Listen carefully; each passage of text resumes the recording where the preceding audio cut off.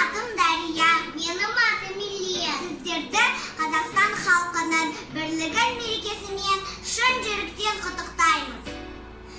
Зор денсаулық, мол бақыт, ашық аспан тілейміз. Светлый день в начале мая, праздник мира и тепла.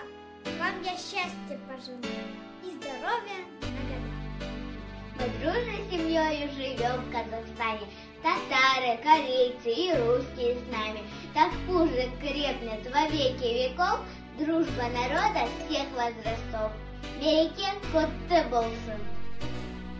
Халықтар достығымен мерекесімен құтты болсын.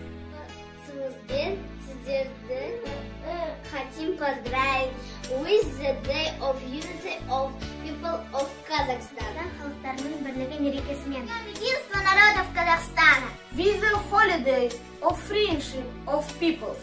Biz birgamiz.